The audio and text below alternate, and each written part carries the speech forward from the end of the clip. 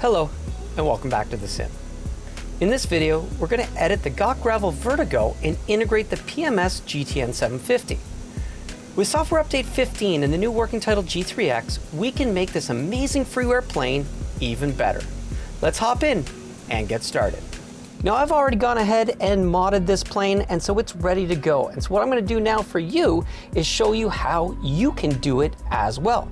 What's great is you can take these lessons and apply it to any G3X plane that you want to integrate the panel and get it working again. We want the autopilot to be fully controlled by the G3X, being able to properly track and follow everything that the PMS is outputting. First thing we're going to need to do is go and grab a bunch of files. Now, all these links will be in the show notes below. If you've never used the Vertigo, this is one of the coolest GA planes. It does have a PT6 in it, so it is very, very fast, right? We're talking about a turbine engine, and this is a GA that is going to move. So it's a lot of fun to fly, and what's cool is it's absolutely free to download from the GTN website. Now, if you like it, it is nice. Go ahead and throw them $4.99 and buy the Legacy Collection. Of course, we need the files from the download so we can edit them. We need these panel files so we can then create our own mod. You're going to come here, you're going to scroll on down, and you're going to grab the current beta version. So the beta version is what has SU15, and it does support the PMS 50 partially. So this is what we're doing, is to integrate it so it'll now work fully. I highly recommend you download Visual Studio Code. You could do this with Notepad, you can do it with Notepad++, but I find when editing these files, the way it's laid out and the colors, as you'll see shortly, Visual Studio Code just makes life easier. Next, you want to go over to GitHub and you want to get Microsoft Flight Sim Layout Generator. What's really cool about this is it's going to allow you to generate Layout.JSONs, which we need to be correct so that we don't cause problems, and we can create our mod that will override the base files. So then we're going to come over to PMS and we're going to download the PDF, which we are going to be referencing to perform this. So you're going to see that in here, we're going to have to come into this part to be able to get to the working title mode for G3X. So that's going to take us to this section where we need to configure it. We're also going to have to add another piece, which is the 750 section, as well as the autopilot section. So there's a few of these things that we have to add in. So that's what we need that document for. Finally, it's best to bookmark the Microsoft GitHub IO. So here we have a link directly to the Panel XML Tag documentation. This is where we're going to reference some of the items as we improve or want to understand what it was that got configured as features for the G3X. All right, so let's go ahead. Now that we have downloaded our Vertigo, downloaded Studio Code, installed it, we've downloaded your Microsoft Layout Generator, shove that somewhere, and we're going to come back and reference these documents as we need to. So you want to make sure to drop the Got Friends Vertigo into your community folder. So by putting this into the community folder, obviously this will load up with Microsoft Flight Sim for us and give us the Vertigo. Now you could come into Sim Objects, Airplanes, the GTN 750 panel folder, come into the panel, and you could edit the XML directly here. By doing that, you will be overriding those files and replacing them. And that's not a problem. You can do that.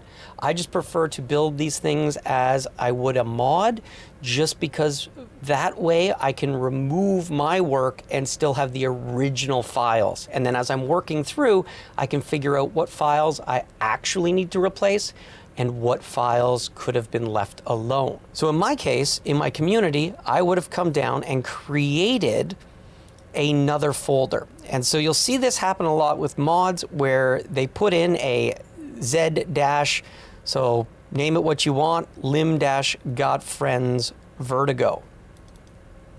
Now the reason for doing this is we're going to create an override. And this is intentional. There are certain files we want to replace, and that's why we want an alphabetical order to be at the end of the community folder. It's first going to load those original GotFriends Vertigo files, and now our mod is going to replace only the ones that we need to modify. So for the Layout.json and the Manifest.JSON, I just went ahead and I copied those from the GotFriends Vertigo. So inside of the Manifest.JSON, you'll see that this is the information. So I copied it across, I kept it, I modified the creator, just added that this is my mod, my lim mod. So I changed the old version to their information, and the last update, so this is the less mod to add the external navigator usage, right? So I want the G3X to be able to fully integrate with the PMS GTN 750. This file, the layout.json, we don't actually edit or touch. What we're going to do is drag this and drop it onto that Microsoft Flight Sim Layout Generator exe file. So we're going to do that when we're done, because this then runs and it looks at everything in this file location and it builds that layout.json for you. So it doesn't even matter.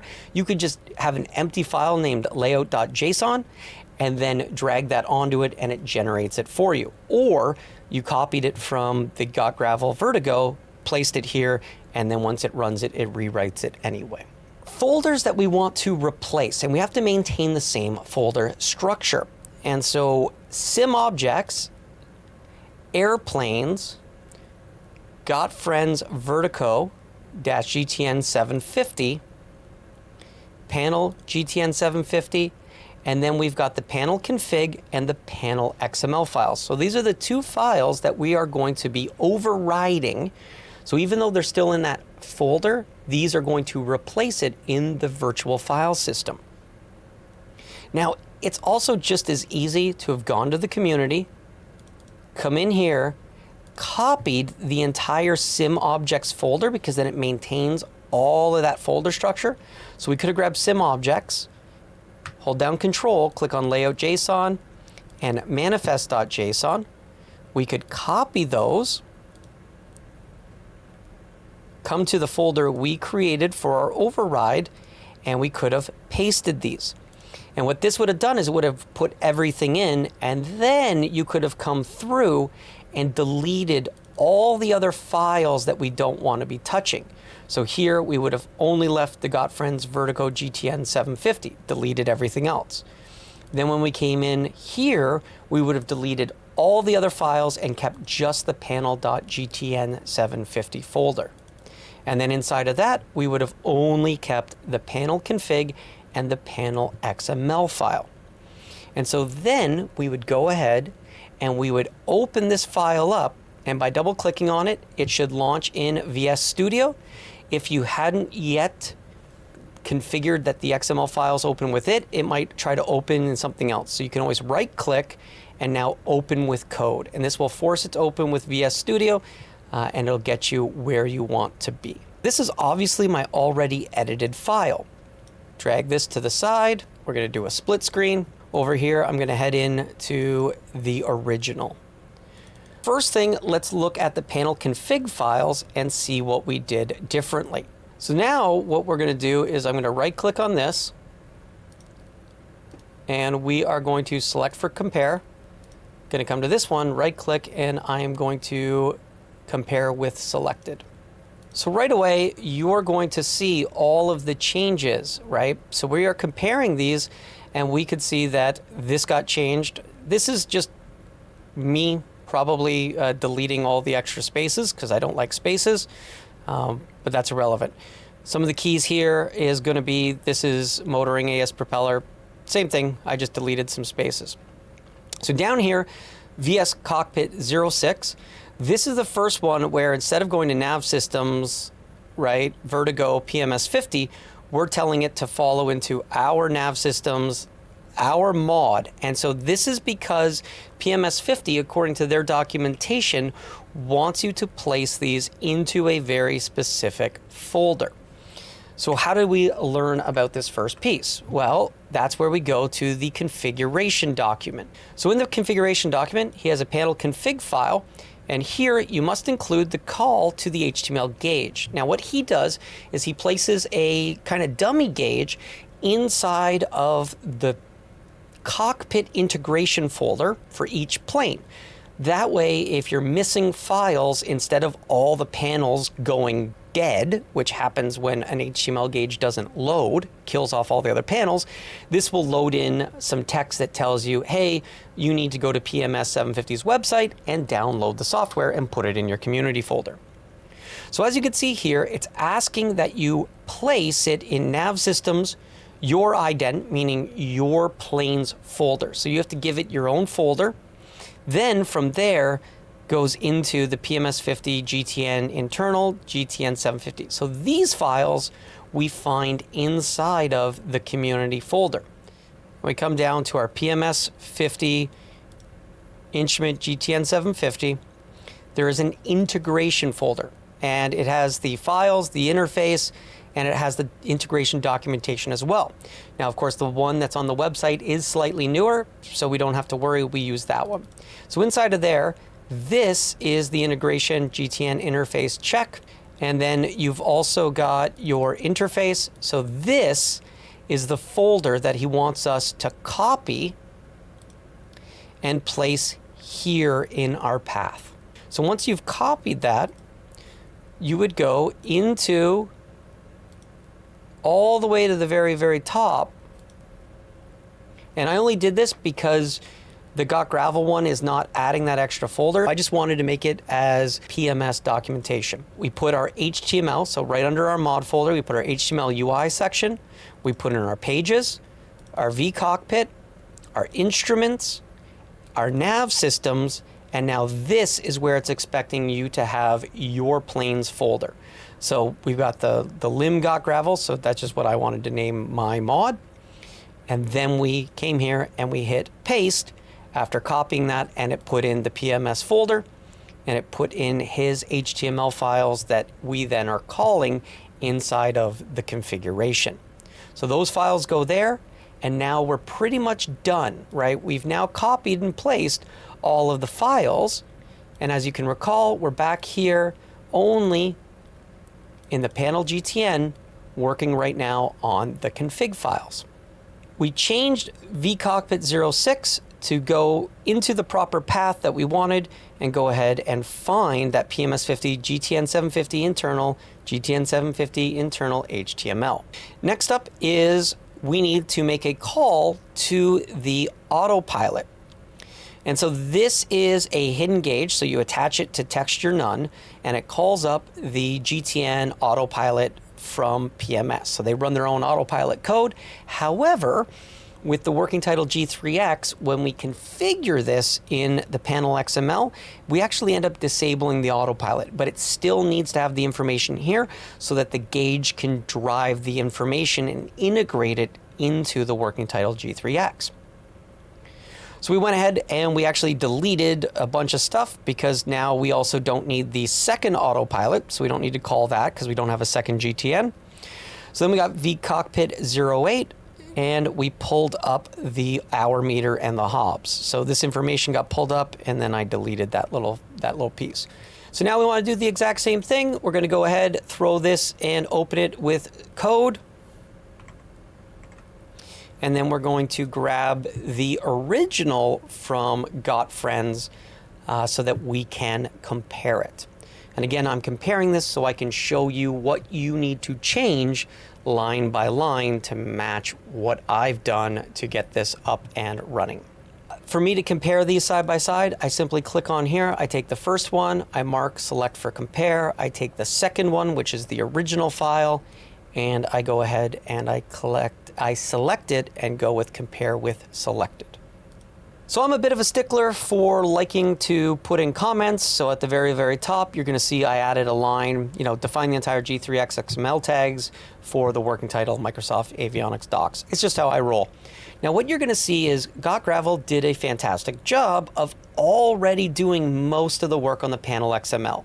If we go into some of the other planes that are available in the market that haven't yet put the working title G3X in, and they're still calling the Asobo, you're going to have to basically rebuild the entire Panel XML because there are two GDUs. So the GDU is the screen, the 10-inch touchscreen. They've also gone ahead and said that there are two ADCs. These are the air data computers. Each one, or each GDU, has its own air data and AHRS computer. So you have your ADCs for sensors, two AHRS, attitude, heading, reference system, two of those. First indexed one, you get to specify, what circuits are on. And you can see they've already done all this work for us, so there's nothing we have to do when it comes to setting up the GDUs and putting them on their own circuits and circuit breakers.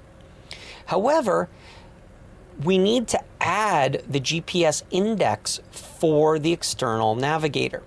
That way we can also put it on its own circuit, which I looked up their system config to find where they put the GTN 750, and that is on circuit 13.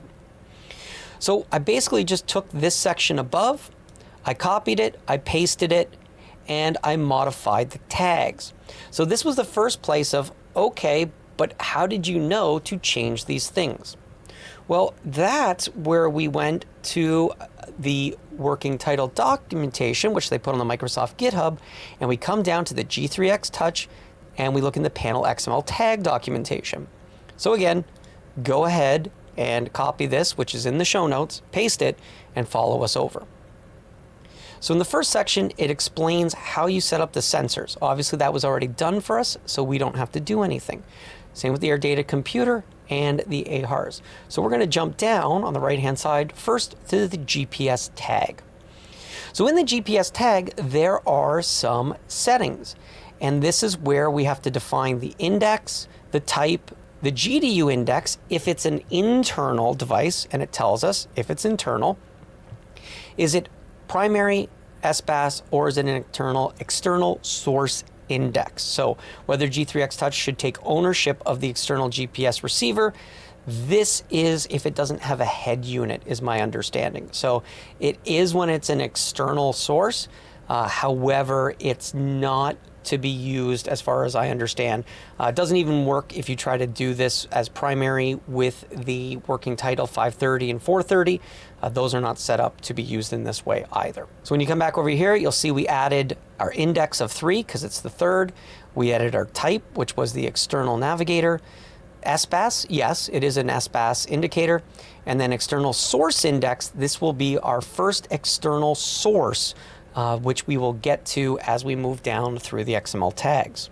When we come to the next section, which is the GDU defs, you're going to see that we changed the FMS position. So this is an array. It does allow you to specify how it does its fallbacks. So for the first GDU index of 1, which is marked as type PFD, and it defaults to using ADC1 and AHRS1 and altimeter source 1. But for FMS position, so for this guy, and put that on circuit 35 because it follows the same circuit, it's on the same one, in this case is the GDU. What's going to happen is you can specify where it looks to GPS receivers first. So first we're going to try to use the external navigator, then it goes to itself, and if itself was failed, it would look to borrow from the MFD. And so for GDU index 2, we added the FMS position section. We modified it to add 3. So this way it'll go 3, then 2, then fall back to 1. So all that is the change that you see that we made here on line 50. Because again, the lines are starting to add up because when you look above, we started inserting data. So the radio section, there isn't a second nav comm. So you can have a second comm because there is a comm module for G3X, which is a hidden module that sits in the panel or in the avionics bay. There is no nav radio unit. For a nav radio, it does have to come from an external unit. I've gone ahead and I've changed the nav index to a 1, and then we have to add the nav index 1 because we want this to use the external navigator. So next up is we're coming to the FMS section, and this is the first part where we have to tie in the external sources and external navigator. So when you come over here to the FMS tag, it's going to explain all the child tags: flight path, flight planning, and external sources. So for the default value, you're going to see the FMS wants to have an LNAV index of 0, use SimOBS true, VNAV index of 0, and sim to sim. Do you want to sync to the sim? True. So if you set this, it will sync the flight plan you enter back to the sim best it can, so it'll show up into ATC as well as the sim's basic under the hood flight planning. One of the other things I did know from previously integrating the G3X with a 530 and 430 is you can also find some information by going to the GNS section and clicking on GNS interactions, because here they actually explain kind of a couple of those two sections and what you're supposed to do when hooking up with an external navigator. It would have been nice to place some of this information over in the other G3X section. So here you're going to notice they set sync to sim to false. So that's an example where in one part of their documentation they say set it to true, in another part they set it to false. But my understanding is you can choose to set this if you want. It doesn't matter even if you're using an external navigator. So go ahead and set it to true if you're going to use the sim ATC. So flight path. So you can go ahead and you can add an FMS tag so that you can set up max bank and low bank. Under flight planning, this is where you can tag it to be able to use onboard fuel totalizers and fuel sensors. And what you're going to see is Gravel already added the sensed fuel flow, and they added it that it's there true and that it does have the totalizer on board. So that allows you to go in, punch into the totalizer how much fuel you put into the plane, and then it'll start deducting as it burns. So the way we do it in the real world. You'll notice I added the FlightPath tag, and I went ahead and gave it a max bank of 25 and a low bank of 15. So here we put in the external sources, and I've got some comments that I put in, and then you've got the source. So we basically went, like I showed you, to the GNS section, and we copied this source tag and this information. So we went ahead and we copied this, and then we pasted it, and then we went ahead and we modified it. Well, why'd you do that? Why didn't you just copy it out of the documentation that PMS supplies? Well, it's because I did that originally, and I found out that, and what I found out was this doesn't really keep the indents, and it ends up pasting it as one giant line, and then you have to go through and press enter a whole bunch of times to separate it onto a line. So instead, we used this as a reference, and we went back and we filled in the information. So source index is 1. Yes, we put the index as 1. Flight plan ID.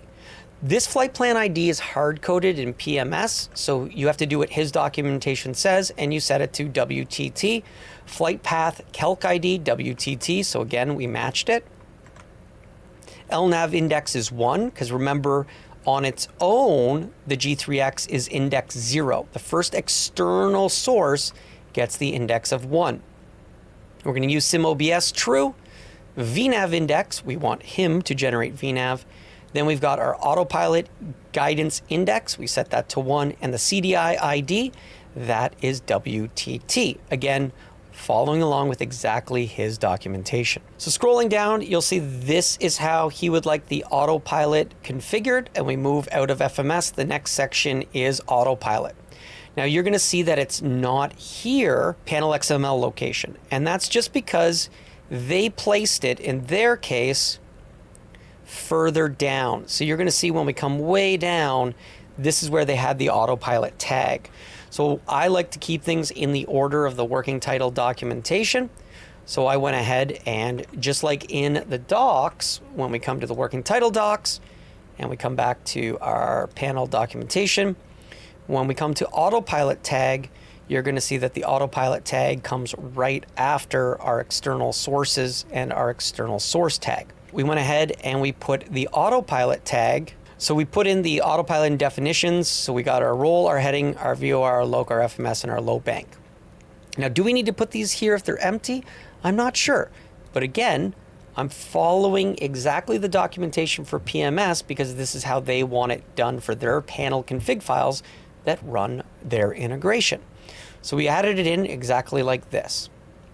The next thing we're going to have to do with the GTN is set up a tag section for it outside of the G3X. So just like we created G3X tag, well, GotGravel did, we now are going to create a GTN 750 section as well. But first, we're going to continue down. So here they had the traffic source, which is a GDL. However, you're going to find that there can be extra items. So I went to the traffic tag.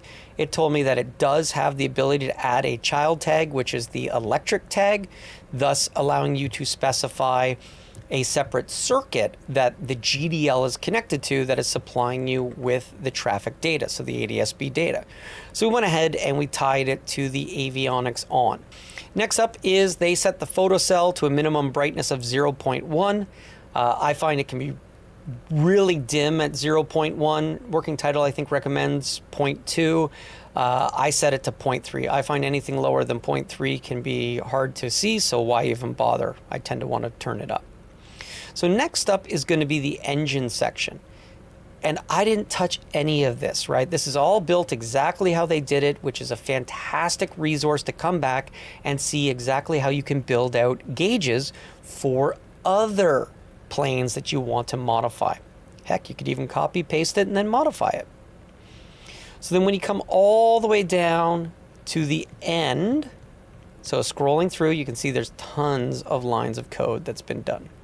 So here you see, yes, we removed the Autopilot tag because the Autopilot tag in the working title docs is way up at the top. And we added a VSI tag. So why did we add a VSI tag? Well, when you come back here and you come to the bottom, you find the VSI tag after the speed tags. And so the VSI tag allows you to override what the scale is for the vertical speed indicator. And because this thing is a turbine in a tiny little light GA, this thing will hit 4,000 feet per minute and sustain it no problem. So we wanted our scale to go up to 4,000. And if you don't add this tag in, then it defaults to 2,000. So in the default Vertigo, you were easily pinned on the scale and couldn't see what your vertical speed was. So we went ahead and we've adjusted the scale to give us up to 4,000 feet plus or minus. So that was it for the G3X section. So now, like we were talking about, we now need to start adding our instrument sections. So the first thing I did was I created the GTN tag section. So in the integration documentation, I copied all this, I pasted it, it created one giant line, and then I went through section by section, hitting enter, enter, enter, enter, so I could get this all nicely cleaned out. So here, disable CDI button, this is set to 0. Then what's going to happen is external source. So G3X 1 Flight Planner ID WTT. So you'll see G3X 1 WTT 11 WTT. So perfect, filled that all in. That's for our external source tag information. Then is the autopilot section. So disable autopilot is a 1. That's very important because this is what tells the GTN 750, let the working title G3X be the autopilot. Now you can set your takeoff pitch angle, so he wants it to 10, GA pitch to 9.5. So again, go around pitch angle, you could change these. In this plane, 10 degrees of pitch is not a problem. This thing is a monster powerhouse. Anything more than that, and it's just going to be a crazy deck angle. Minimum roll bank angle is 5. So basically what's going to happen is anytime you get below 5 and you're in roll mode, it will go back to wings level. The wings have to be beyond 5 degrees of roll before it will take that bank angle and maintain it. Roll max bank angle, so he's got it set to 22. So when you're in roll mode and you're banking, the max the autopilot will allow is 22. So if you're over 22, when you engage the autopilot in roll mode, it will pull you back to 22. So then he's got his heading max bank angle, VOR, LOC, and LNAV max bank angles. So obviously you've got those tags above, but this allows you to modify it here and it automatically replaces them in the G3X section. Low bank angle is 15, so it's going to go ahead and allow you, when in low bank mode, so at higher altitudes, a maximum of 15 degrees. Altitude large increment, so this is his autopilot control. It's going to be 1,000 feet, so he's got 100 and 1,000. Then you got disable manual altitude arming 0. So when we come back, you'll notice since I did this original mod, we now have the ability to add the VNAV.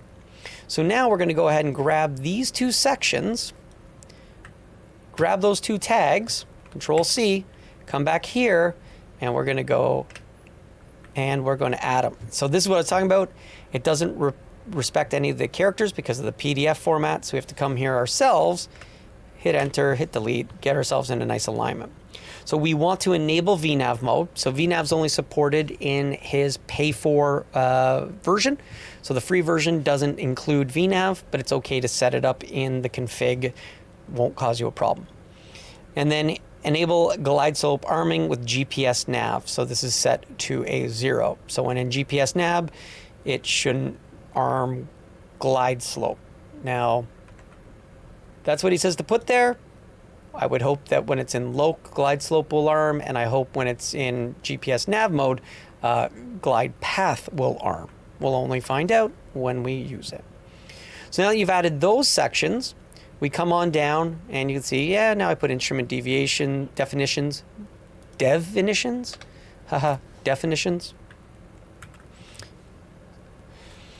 G3X Touch 1, you'll see we didn't change any of this. He's got the flaps gauge, so he's got his 0 and maximum flaps of 55. Flaps gauge component, line white, value 15. So this is how you can set up the lines to show you where you are. So 15, 37, and then full is 55. Then we got the elevator trim gauge, so you don't need to specify anything. This will just do a default tag of it. Then we come on down and we've got defined the PMS GTN 750. And so here, instrument GTN 750, and we put it on the avionics circuit as well. So now we're going to come over here into, again, same thing. We're going to come up to our mod folder. Now that we've edited those files, we're going to take our Layout.json. We're going to drag it over and drop it on top of the layout generator. It's going to go ahead. You're going to see a little pop-up as a command line pops up. It runs its software, and what you'll get from that is an updated JSON. And if we were to look at the layout.json, this is effectively what it's doing. It is saying, you know, this is the content, this is the size. And this is why I was saying, if you edit the files directly inside of the folder of the Vertigo, it's going to work. But now the file sizes aren't going to match the JSON, and it is going to flag inside of the console in dev mode. Not really a big deal. So now that this is done and that's inside of your community folder, let's go ahead and let's fire up Microsoft Flight Sim and get yourself hopped into the Vertigo and one of the PMS configuration layouts. So now that we've done this, we're going to see that we can have our FMA bar, so the AFCS bar. This is telling us what our autopilot flight modes are. You can click on that bar and it brings up the automatic flight control system. So here we are, we've got all the information that we need. So we're able to, turn on our flight director. It turns on, it's currently in pitch and roll. And of course, if we hit nav, it is going to start rolling the plane to try to find that GPS leg, which wants to go the other way, because we currently only have Toronto to Ottawa. I also like to always click on the heading knob so that I sync my heading. I might want to throw in the heading mode. So we see heading pitching straight ahead. So we have the pitch in, and if we wanted to, we could do the nose up. So we could give ourselves some pitch up, and we could see the flight director is following along. Now, of course, if you've got TOGA mapped somewhere, you could always click takeoff, TOGA, takeoff mode, and it's going to pitch up to that 10 degrees for us, and we're ready for takeoff. However, let's go ahead and get ourselves some procedures to see that everything is going to fly correctly.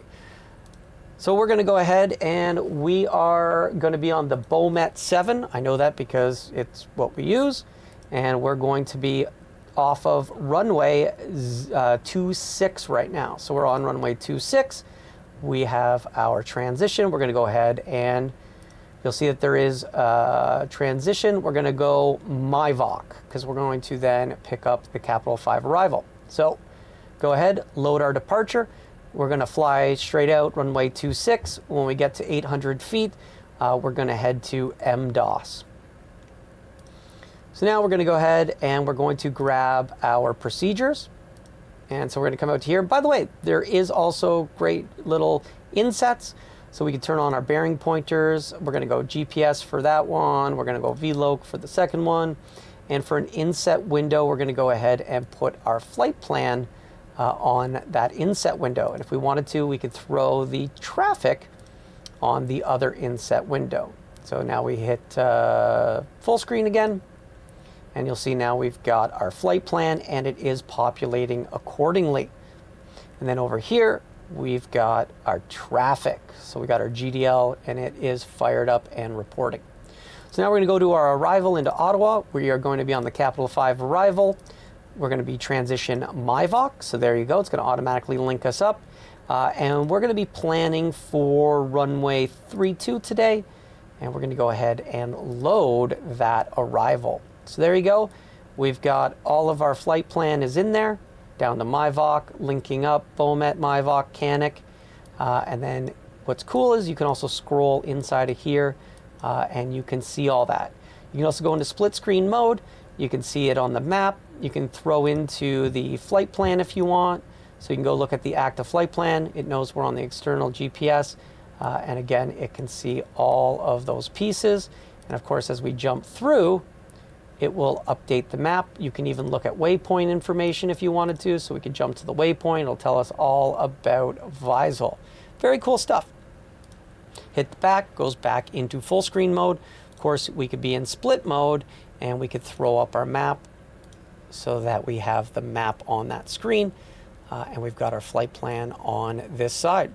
So we're pretty much ready to go. We're going to go ahead, take off the parking brake, and we are going to get going. And like I said, this thing is a beast. That needs a lot of right rudder.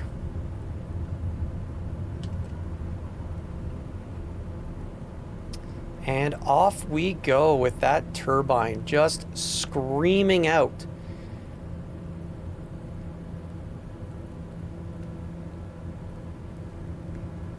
And so we can go ahead and turn on the autopilot. So we're going to zoom in now that the autopilot is on so we can see that it is following that path. Of course, we were in takeoff mode, so we're just going to quickly come over and say throw us into nav mode, and it is going to turn in. So here, after MDOS, it is in a manual sequence. So this is where we would be getting vectored eventually by ATC. ATC is going to vector us until they have us around whatever traffic they're bringing in here to the island, and then they're going to send us direct DAVZ. So now we're on the section of manual sequence. So we can see here manual sequence doing exactly what we'd expect. So we go ahead, click on DAVZ, and then we can click on direct. So it automatically populates it, and we can go ahead and hit direct. And so now it goes from the manual sequence leg, and we see that we are direct to DAVZ. We're making the turn, we're maintaining that 203 knots, and we're still climbing while in the turn with 2,000 feet per minute at only 59% torque. This thing is an absolute behemoth. I think this is good enough to show you that we can get the GTN fully configured, set up, and rocking inside of the GTN Vertigo. I hope somebody can also take some of this knowledge and apply it to some other planes. And if you want to share panel files, go for it. I'm just respecting the fact that GTN posted. They don't want to see or support mods being posted and integrated. So go ahead, make your own. But the way I read their site, they're asking people not to do that. All right, guys. Well, if you made it this far, please hit that like button. Subscribe if you haven't. Come along with us next time. As always, thanks for watching. Have a great day.